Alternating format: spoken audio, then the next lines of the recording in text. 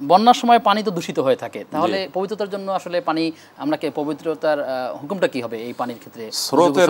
স্রোতের পানি, যে পানি স্রোত চলছে এবং চলমান এবং অথই পানি, অনেক পানি, সেই পানি কোনো নাপাক না। সেই পানির আশেপাশে যদি নাপাক কিছু দেখাও যায় তারপরে সেটা নাপাক, তাহলে সন্দেহ করার কোনো সুযোগ নেই। আসলে মাসালাগুলো জানার বিষয়, না জেনে লোকেরা অনুমান করে এবং নিজেরা মনে করে আমি যেটা অনুমান করছি সেটাই ঠিক, এজন্য জেনে নিতে হবে। জানার চেষ্টা করতে হবে। ইসলাম হচ্ছে জানা এবং মানার নাম।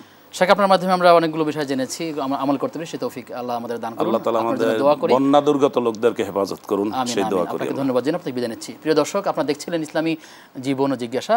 আমরা আলোচনা করছিলাম সালাত এবং বন্যা কবলিত মানুষের জন্য আমরা কি করতে পারি, সেই বিষয়ে আমরা চেষ্টা করব এই বিপদের সময় মানুষের কাছাকাছি হওয়ার জন্য। আল্লাহ তাআলা আমাদেরকে ঠিক সেভাবে একটি মন তৈরি করে দেওয়ার সুযোগ করে দেন এবং তাদের পাশাপাশি হওয়ার সুযোগ আল্লাহ আমাদেরকে তৈরি করে দেন। আল্লাহ তাআলার কাছে সেই কামনাই করছি। আগামী অনুষ্ঠান দেখবার আমন্ত্রণ জানিয়ে আজকের মতো এখানে বিদায় নিচ্ছি। আসসালামু আলাইকুম ওয়া রাহমাতুল্লাহি ওয়া বারাকাতুহু। যদি আপনি আমাদেরকে খুব জানান যে বন্যাগ্রস্ত ব্যক্তিদেরকে যাকাতের টাকা দেওয়া যাবে কিনা? আলহামদুলিল্লাহ রাব্বিল আলামিন ওয়া লা আকিবাতুল লিল মুত্তাকিন ওয়া সলাতু ওয়াস সালামু আলা সাইয়্যিদিল মুরসালিন ওয়া আলা আলিহি ওয়া আসহাবিহি আজমাইন। আল্লাহ তাআলা কোরআন মাজিদের মধ্যে বলেছেন, ইন্নামাস সাদাকাতু লিল ফুকারা ওয়াল মাসাকিন, আয়াত সূরা তাওবার 60 নম্বর আয়াত। যাকাতের যে খাতগুলো, অর্থাৎ যাকাত কোথায় কোথায় আপনি ব্যয় করতে পারবেন, সেখানে রয়েছে অভাবগ্রস্ত, মিসকিন, দরিদ্র, এ সমস্ত লোক, ঋণগ্রস্ত।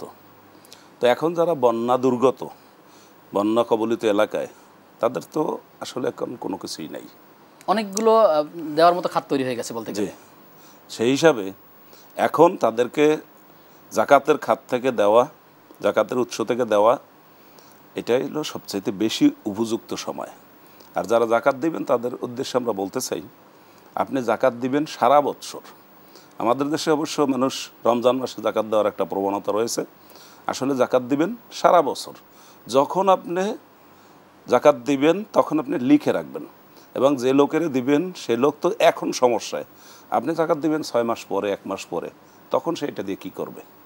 এজন্য যাকাত দিবেন সারা বছর, যখন প্রয়োজন তখনই দিবেন, হিসাব রাখবেন। আর আপনি যদি রমজানে হিসাব করেন অথবা শাবান মাসে হিসাব করেন, তখন হিসাব মিলিয়ে দেখবেন যে বেশি দেওয়া হলো নাকি কম দেওয়া হলো। যদি কম দেওয়া হয়ে থাকে বাকিটুকু দিয়ে দিবেন, যদি বেশি দেওয়া হয় তাহলে আপনার এটা আগামী বছরের জন্য আপনি ধরে নিতে পারবেন, অগ্রিম দেওয়া হলো। সুতরাং এই মুহূর্তে বন্যা দুর্গত লোকেরাই হলো সবচাইতে বেশি উপযুক্ত যাকাত গ্রহণের, এবং এটা খুব বেশি সওয়াব লাভের ব্যবস্থা হবে ইনশাআল্লাহ তাআলা। সুতরাং যাদের যাকাত যারা দিচ্ছেন, যাকাত যার মাল 2-3 মাস পরেও হতে পারে, চাইলে অগ্রিম যাকাত দিয়ে অন্তত পক্ষে মানুষের পাশাপাশি এই খেদমতটা, মানব সেবায় এগিয়ে যেতে পারে। আল্লাহ তাআলার কাছে দোয়া করি এরকম ভালো কাজের সাথে আল্লাহ আমাদেরকে তৌফিক, শামিল হওয়ার তৌফিক দান করুন। আমিন।